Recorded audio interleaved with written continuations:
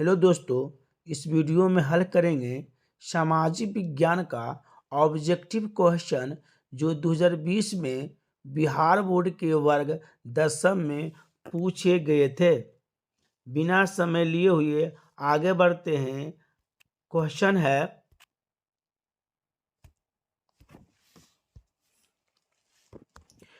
Vienna Congress कब हुआ था?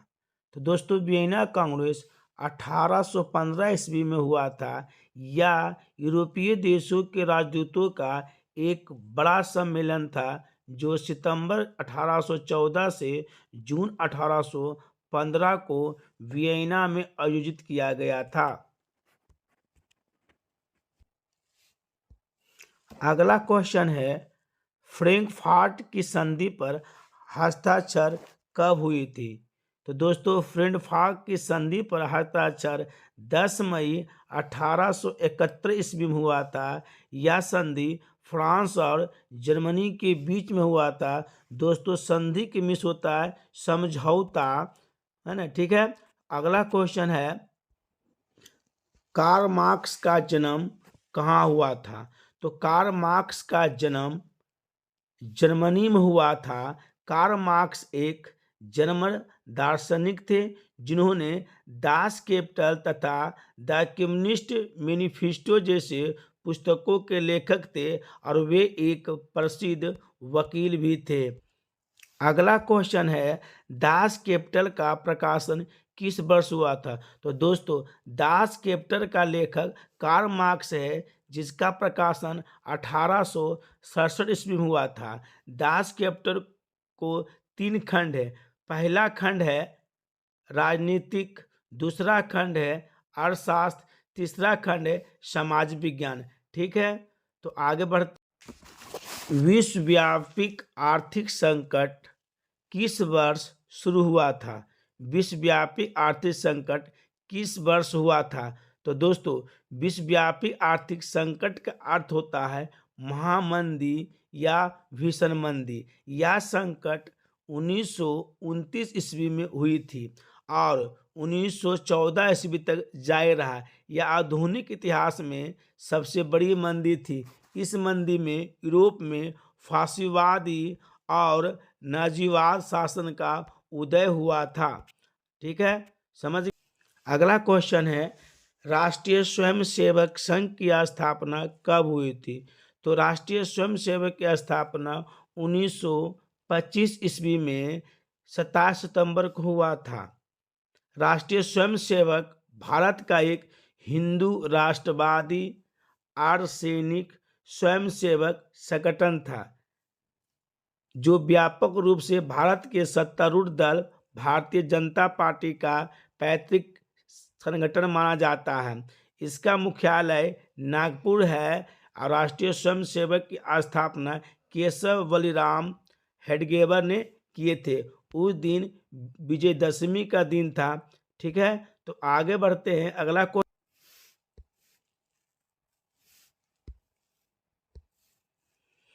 भारतीय राष्ट्रीय कांग्रेस के पहले अध्यक्ष कौन थे? तो भारतीय राष्ट्रीय कांग्रेस का स्थापना 1885 ईस्वी में हुई थी, है ना? उसका प्रथम अध्यक्ष बोमेश चंद्र बनर्जी या उमेश चंद्र बनर्जी थे।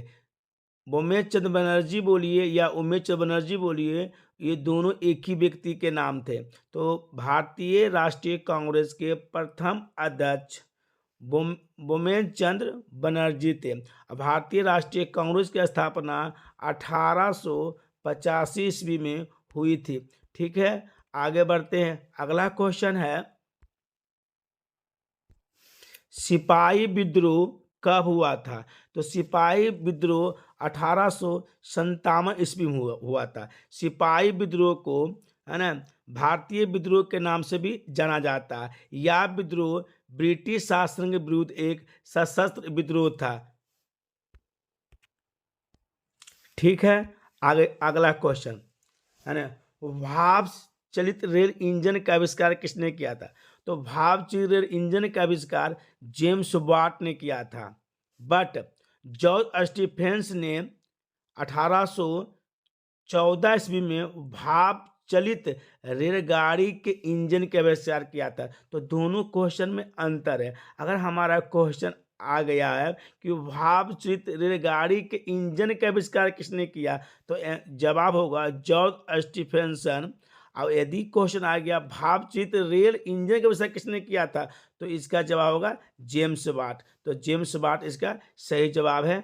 अगला क्वेश्चन है, मुंबई में प्रथम सूती कपड़ा मिल किस वर्ष स्थापित की गई थी? क्वेश्चन फिर सुनिएगा, मुंबई में प्रथम सूती कपड़ा मिल किस वर्ष स्थापित की गई थी? तो मुंबई में प्रथम सूती कपड़ा 1854 ईस्वी में स्थापित किया गया था, है ना। या जो है बॉम्बे टेक्सटाइल मिल्स के नाम से भी जाना जाता है, जिसको सूती मिल भी कहते हैं। यानी सूती मिल की स्थापना आ जाए या मुंबई में सूती कपड़ा मिल की स्थापना आ जाए, इसका क्वेश्चन एक ही होगा। जिसका स्थापना तारदेव द्वारा किया गया था और वो मुंबई में किया गया था। तो मुंबई में प्रथम सूती कपड़ा मिल किस वर्ष स्थापित किया गया था? तो आंसर मेरा होगा 1854 ईस्वी में। ठीक है, आगे बढ़ते हैं। अगला क्वेश्चन है, अगला वाल्शेविक क्रांति कब हुई थी? तो दोस्तों ये क्वेश्चन 2018 में क्वेश्चन आया था। हमारा पिछला वीडियो में 2018 का सोल्व किया हुआ वीडियो है, जिसमें वाल्शेविक क्रांति के विस्तार से मैंने उसमें बतलाया है। तो वाल्शेविक क्रांति कब हुई थी? तो इसका जवाब होगा नवंबर 1917 ईस्वी में। यह क्रांति 2 खंडों में हुई थी, एक मार्च 1917 में, दूसरा नवंबर 1917 में। तो मार्च 1917 ईस्वी में ऑप्शन में नहीं है, तो इसलिए इसका सही जवाब हो जाएगा नवंबर 1917 ईस्वी में। ठीक है, समझ गए होंगे। अगला क्वेश्चन देख, मार्टिन लूथर कौन थे? तो मार्टिन लूथर एक सामाजिक कार्यकर्ता था। तो हमारा सही जवाब होगा समाज सुधारक थे।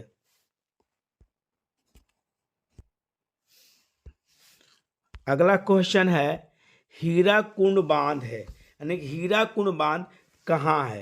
हीराकुंड बांध किस राज्य में है? तो इसका सही जवाब है हीराकुंड बांध उड़ीसा राज्य में है। कहाँ दोस्तों? उड़ीसा राज्य में है। हीराकुंड बांध का निर्माण महानदी पर किया गया था 1957 ईस्वी में। यह संसार का सबसे बड़ा एवं सबसे लंबा बांध है, जिसकी कुल लंबाई 25.8 किलोमीटर है। इस बांध के पीछे विशाल जलाशय है, जो एशिया का सबसे बड़ा कृत्रिम झील है। ठीक है दोस्तों, समझ गए। आगे बढ़ते हैं। अगला क्वेश्चन है, सुंदरवन कहाँ है? सुंदरवन, तो दोस्तों सुंदरवन पश्चिम बंगाल में है। सुंदरवन को सुंदरवन डेल्टा के नाम से भी जाना जाता है। तो सुंदरवन विश्व का सबसे बड़ा मुहाना वन एवं डेल्टा है, जो पश्चिम बंगाल के अंतिम सिरे पर स्थित है। यह वन कच्छ वनस्पतियों एवं विशाल पंकील भूमि से घिरा हुआ है। ठीक है, आगे बढ़ते हैं। अगला क्वेश्चन है, एल्युमिनियम बनाने में किस खनिज का उपयोग होता है? तो दोस्तों एल्युमिनियम तैयार करने में 2 खनिजों का विशेष रूप का प्रयोग किया जाता है, एक बॉक्साइट, दूसरा क्रायोलाइट। तो इसमें ऑप्शन है बॉक्साइट, तो बॉक्साइट इसका सही जवाब हो जाएगा। तो एल्युमिनियम बनाने में किस खनिज का उपयोग किया जाता है? तो इसका सही जवाब है बॉक्साइट। ठीक है, समझ गए होंगे। चलिए अगला क्वेश्चन है, तारापुर परमाणु ऊर्जा कहाँ है? तो तारापुर परमाणु ऊर्जा महाराष्ट्र में है। कहाँ है? महाराष्ट्र में। यह भारत में बनाया गया पहला वाणिज्यिक परमाणु बिजली घर है। ठीक है, अगला क्वेश्चन आते हैं। अगला क्वेश्चन है अगला क्वेश्चन है, किस राज्य में वनों का सबसे अधिक विस्तार है? क्वेश्चन है, किस राज्य में वनों का सबसे अधिक विस्तार है? ऑप्शन है मध्य प्रदेश, उत्तर प्रदेश, कर्नाटक, केरल। तो इसका सही जवाब है, क्षेत्रफल की दृष्टि से मध्य प्रदेश में सबसे अधिक वन है, सबसे ज्यादा वन जो है मध्य प्रदेश में है ना। तो किस राज्य में वनों का सबसे अधिक विस्तार है?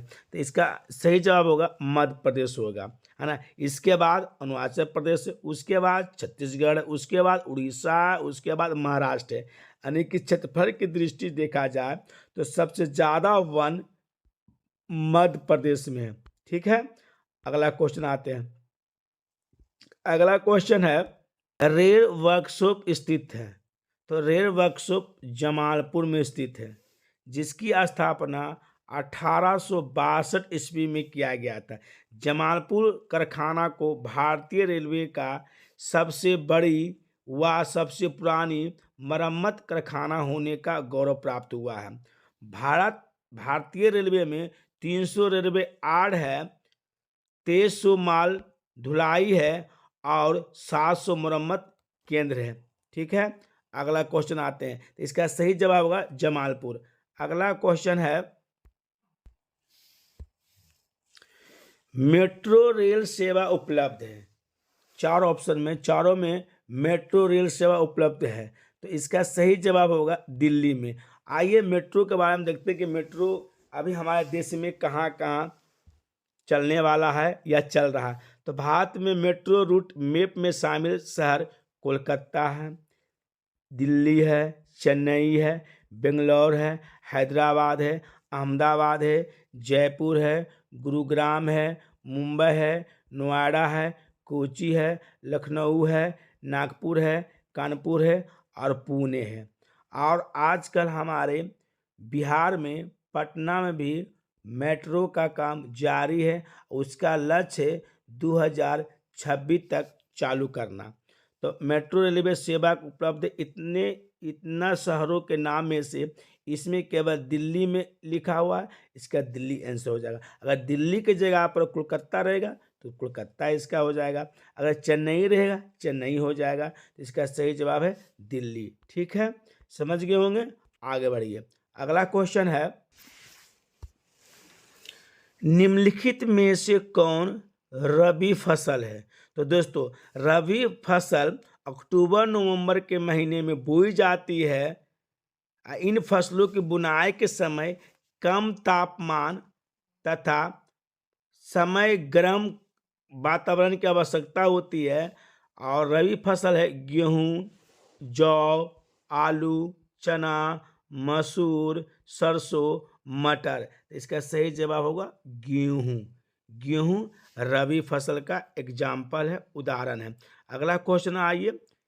अगला क्वेश्चन है, बिहार का सबसे अगला क्वेश्चन है, बिहार का सबसे बड़ा नगर कौन है? तो बिहार का सबसे बड़ा नगर जो है वो पटना है, जो बिहार की राजधानी भी है। इसका सही आंसर हो जाएगा पटना।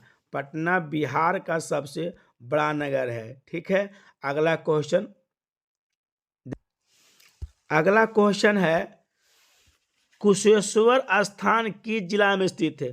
तो दोस्तों कुशेश्वर स्थान भगवान शिव का एक प्रसिद्ध मंदिर है, जो दरभंगा में स्थित है। दरभंगा में स्थित है, जो बिहार में पड़ता है, दरभंगा। तो कुशेश्वर स्थान किस जिला में स्थित है? दरभंगा में। और ये किसके लिए प्रसिद्ध है? तो ये शिव भगवान के शिवलिंग वहाँ पर के लिए प्रसिद्ध है, जो बहुत फेमस है ना। आगे चलते हैं, आगे देखते हैं, ज़्यादा समय इसमें नहीं लेते हैं। अगला क्वेश्चन है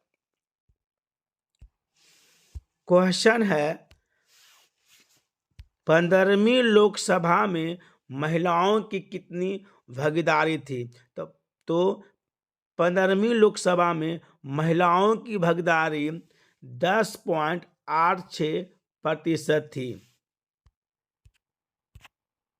अगला क्वेश्चन है, निम्नलिखित में से कौन केंद्र शासित प्रदेश है? निम्नलिखित में से कौन केंद्र शासित प्रदेश है? इसका सही जवाब है चंडीगढ़। चंडीगढ़ केंद्र शासित प्रदेश है। अब बाकी जो उत्तराखंड, छत्तीसगढ़, केरल, ये सब राज्य है। अगला क्वेश्चन है, बांग्लादेश कब स्वतंत्र हुआ था? तो दोस्तों बांग्लादेश 26 मार्च 1971 में स्वतंत्र हुआ था। तो इसका सही जवाब है ऑप्शन सी। पटना नगर निगम के प्रधान को क्या कहा जाता है? तो पटना नगर निगम के प्रधान को महापौर कहा जाता है। अगला क्वेश्चन है, बिहार में पंचायती राज व्यवस्था का कार्यकाल है? तो बिहार में पंचायती राज व्यवस्था। अगला क्वेश्चन है, जनता दल यूनाइटेड पार्टी का गठन कब की गई थी? तो जनता दल यूनाइटेड पार्टी का गठन 1995 ईस्वी में किया गया था, जिनके संस्थापक मोहम्मद जमीम थे।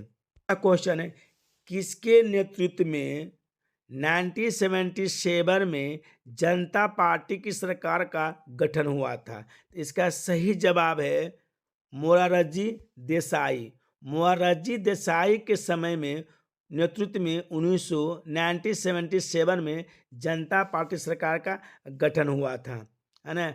उस प्रथम बार भारत के इतिहास में पहली बार गैर कांग्रेसी प्रधानमंत्री बने थे। अगर क्वेश्चन आ गया कि स्वतंत्र आधुनिक भारत के इतिहास में पहले गैर कांग्रेसी प्रधानमंत्री कौन थे, तो उसका जवाब आएगा मोरारजी देसाई। ठीक है, आगे बढ़ते हैं। अगला क्वेश्चन है, 17वीं लोकसभा का चुनाव किस वर्ष हुआ था? 17वीं लोकसभा का चुनाव किस वर्ष हुआ था? तो 17वीं लोकसभा का चुनाव 2019 में हुआ था। 2019 का चुनाव को 17वीं लोकसभा चुनाव हुआ, और 2024 में आ रहा वो 18वीं लोकसभा चुनाव होंगे। 2024 के चुनाव वो होंगे 17वीं लोकसभा का चुनाव। तो क्वेश्चन है 17वीं लोकसभा का चुनाव किस वर्ष हुआ था? तो इसका जवाब है 2019 में, जो 7 चरणों में हुई थी। 11 अप्रैल से 19 मई 2019 तक हुआ था। अगला क्वेश्चन है, बहुजन समाज पार्टी के संस्थापक कौन थे? तो बहुजन समाज पार्टी के संस्थापक काशीराम थे। बहुजन समाज पार्टी का चुनाव चिन्ह हाथी है, जिसका स्थापना 14 अप्रैल 1984 ईस्वी में किया गया था। बहुजन समाज पार्टी को लोकतंत्र की उपलब्धियों में सबसे अधिक सहायक क्या है? तो लोकतंत्र के उपलब्धियों में सबसे अधिक सहायक है वो है विकास है। विकास रहेगा, लोकतंत्र मजबूत रहेगा। अगर विकास देश में नहीं हो रहा तो लोकतंत्र कमजोर है। तो इसका सही है जवाब है, क्वेश्चन है, लोकतंत्र की उपलब्धियों में सबसे अधिक सहायक क्या है? तो है विकास। क्वेश्चन है, दल बदल कानून लागू होता है? इन चारों में से किस पर दल बदल कानून लागू किया गया है? तो दल बदल के कानून जो है संसदों एवं विधायकों पर लागू होता है। संसदों, इसी क्वेश्चन को उल्टा बोल दिया जाए, हट के बोल दिया जाए कि दल बदल कानून कब लागू किया गया था? तो 1985 ईस्वी में। दल बदल कानून किस पर लागू होता है? तो संसदों एवं विधायकों पर। ठीक है, आगे बढ़ते हैं। अगला क्वेश्चन है, निम्नलिखित में कौन बीमारू राज्य है? तो इसका सही जवाब होगा बिहार। सही जवाब होगा बिहार। बिहार बीमारू राज्य है। 2018 ईस्वी में एक क्वेश्चन आई थी कि इनमें से कौन बीमारू राज्य नहीं है? तो इसमें कौन नहीं है? तो बीमारू राज्य नहीं है कर्नाटका, छत्तीसगढ़, आंध्र प्रदेश, और बीमारू राज्य जो है बिहार। बीमारू राज्य कहते हैं किसे? तो वैसे राज्य जो आर्थिक रूप से कमजोर हो, या तो हेल्थ में या तो एजुकेशन में, हेल्थ या एजुकेशन में कमजोर है तो वो बीमारू राज्य कहलाता है। या उद्योग भी नहीं है, बीमारू राज्य कहलाता है। बड़े बड़े भारत के बड़े बड़े राज्य जो बीमारू राज्य कहलाते हैं वह है मध्य प्रदेश, उत्तर प्रदेश, बिहार, झारखंड ये समय बिमारू राज्य है जो आर्थिक रूप से कमजोर है। अगला क्वेश्चन है, विश्व व्यापार संगठन का मुख्यालय कहाँ है? तो इसका सही जवाब होगा विश्व व्यापार संगठन का मुख्यालय जनेवा में है ना, जिसको WTO कहा जाता है। विश्व व्यापार संगठन एक अंतर्राष्ट्रीय संगठन है। यह विश्व व्यापार संगठन दुनिया का सबसे बड़ा अंतर्राष्ट्रीय आर्थिक संगठन है। विश्व व्यापार संगठन में अभी 164 देश इसका मेंबर है। ठीक है, आगे चलते। अगला क्वेश्चन है, विश्व व्यापार संगठन का स्थापना कब हुई थी? तो विश्व व्यापार संगठन का स्थापना 1995 ईस्वी में हुआ था। विश्व व्यापार संगठन का स्थापना 1995 ईस्वी में हुआ था। तो क्वेश्चन यहाँ पर है, विश्व व्यापार संगठन का स्थापना कब हुई थी? 1995। क्वेश्चन नंबर 37 में है कि विश्व व्यापार संगठन की मुख्यालय कहाँ है? तो जनेवा में है। दूसरा क्वेश्चन। अगला क्वेश्चन आते हैं। क्वेश्चन है, भारत में मानव अधिकार सुरक्षा अधिनियम कब पारित किया गया था? तो ये आंसर है 1993 में। अगला क्वेश्चन है, बिहार संपन्न है, यानी कि इन चारों में से कौन बिहार में है? तो दोस्तों, बिहार में खनिज नहीं है, उद्योग नहीं है, पशुपालन नहीं है, केवल कृषि है। क्वेश्चन आइए। अगला क्वेश्चन है, फूट डालो और राज करो की नीति किसने अपनाई थी? तो दोस्तों, फूट डालो और राज करो की नीति का क्वेश्चन आइए। अगला क्वेश्चन है, मनुष्य के आर्थिक जीवन में सबसे महत्वपूर्ण क्या है? मनुष्य के आर्थिक जीवन में सबसे महत्वपूर्ण क्या है? तो मनुष्य के जीवन में सबसे आर्थिक महत्वपूर्ण चीज है वो है मुद्रा है, करेंसी है ना। अगर हमारे पास करेंसी रहेंगे, मुद्रा रहेंगे, जमीन ले लेंगे। जब जमीन खरीदेंगे तो उसका कागज बन जाएगा। जब कागज बन जाएगा तो उसका रसीद भी कट जाएगा। यानी कि मनुष्य के आर्थिक जीवन में सबसे कुछ महत्वपूर्ण है तो यह पैसा है, मुद्रा है, करेंसी है। आप जो करेंसी भी कर सकते हैं। अगला क्वेश्चन है, भारत का केंद्रीय बैंक कौन है? हाँ दोस्तों, भारत का केंद्रीय बैंक क्या है ना? केंद्रीय बैंक वैसे बैंक कहते हैं जो सही बैंक को चलाता है, तो वह है reserve bank of India, RBI। RBI को भारत की केंद्रीय बैंक कहा जाता है। इसीलिए हर एक भारत के नोट पर लिखा होता है reserve bank of India, RBI। तो सही जवाब क्या है? Reserve bank of India. Reserve bank of India Bharat का राष्ट्रीय बैंक है। ठीक है, अगला क्वेश्चन आइए। अगला क्वेश्चन है, व्यवसायी बैंकों का राष्ट्रीयकरण कब हुआ था?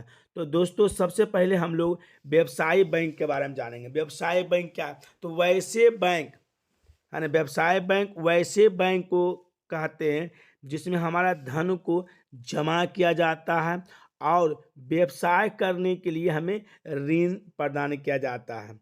वे बैंक जिसमें धन को जमा करेंगे और व्यवसाय करने के लिए ऋण ले लेंगे, वैसे बैंकों को व्यवसायी बैंक कहते हैं, या वाणिज्यिक बैंक कहा जाएगा, या उसको व्यापारिक बैंक भी कहा जाता है ना।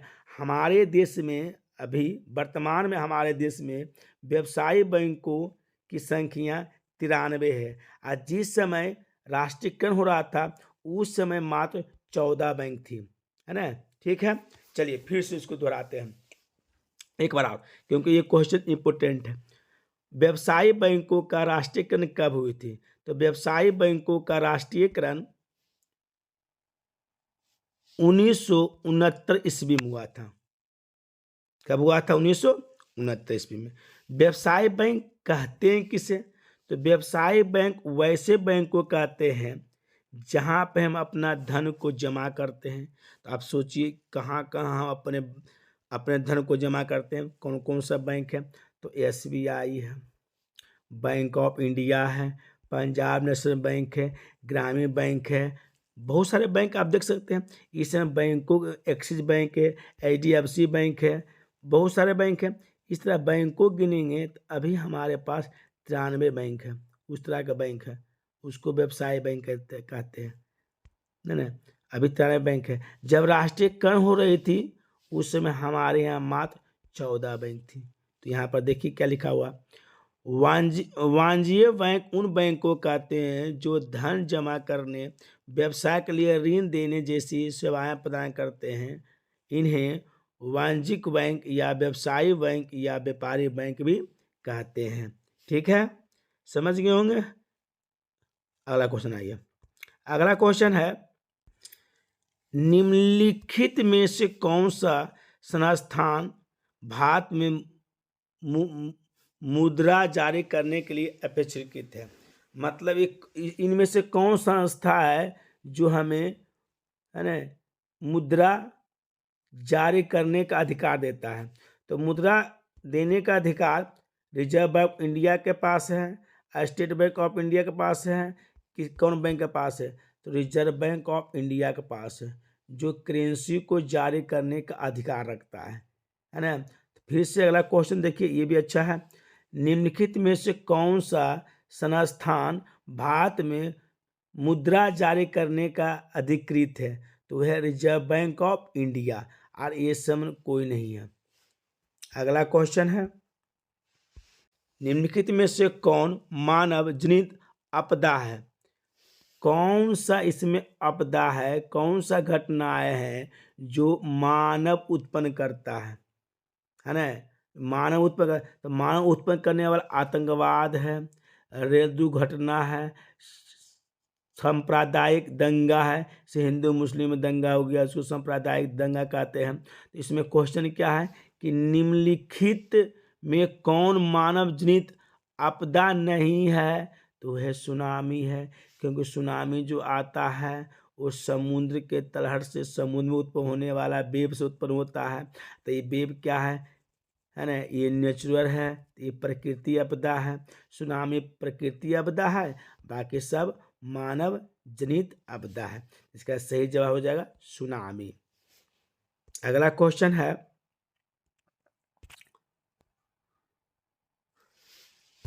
बाढ़ के समय लोगों को जाना चाहिए, यानी कि जब बाढ़ आ जाती है तो लोगों को कहाँ जाना चाहिए? गांव के बाहर, खेतों में, उच्च भूमि पर, कहीं भी। इसका सही जवाब हो जाएगा उच्च भूमि पर। बाढ़ के समय हमेशा उच्च भूमि पर जाना चाहिए। जब उच्च भूमि पर हम जाएंगे तो वहाँ पर हम बचेंगे। गांव के बाहर जाएंगे डूबे करेंगे, खेतों में जाओगे डूब के दहा जाओ, कहीं भी नहीं जा सकते हो, उच्च भूमि पर जा सकते हैं। तो बाढ़ के समय लोगों को कहाँ जाना चाहिए? उच्च भूमि पर जाना चाहिए। चलिए अगला क्वेश्चन आते हैं, जैसे किसे बिहार का शोक कहा जाता है? तो बिहार का शोक जो है कोसी नदियों कहा जाता है ना। अब बिहार के शोक को बिहार का अभिशाप भी कहा जाता है। क्वेश्चन आएगा कि निम्नलिखित नदियां में किसे बिहार का अभिशाप कहा जाता है? तो कोसी को। अब कोसी के बारे में जानते हैं। एक क्वेश्चन और 2 नंबर के आता है कि क्वेश्चन आता है कि कोसी बिहार का शोक क्यों कहा जाता है? तो कोसी बिहार को शोक क्यों कहा जाता है? क्योंकि, है ना, इनमें से आने वाली बाढ़ से पानी में बहुत तबाही होती है। जो कोसी नदी से पानी आती है, और कोसी कहाँ से निकली है ना, तो नेपाल में हिमालय से निकली है, जहाँ बिहार में भीम नगर के रास्ते से होकर भारत में प्रवेश करती है। इसमें आने वाली बाढ़ से बिहार में बहुत तबाही होती है, जिससे इस नदी को बिहार का अभिशाप या बिहार का शोक कहा जाता है। ठीक है, समझ गए होंगे। चलिए, है ना, अब हमारे क्वेश्चन खत्म हो गया है, हमारे पूरा सोल्व खत्म। 2020 में मात्र 40 क्वेश्चन पूछे गए थे और 40 को जवाब देना होता था। लेकिन अब का सिलेबस में आपका सामाजिक विज्ञान में टोटल 80 क्वेश्चन रहेंगे, जिसमें से 40 को बनाना होगा। बहुत इजी हो गया, 80 क्वेश्चन में 40 को बनाना होगा। ठीक है।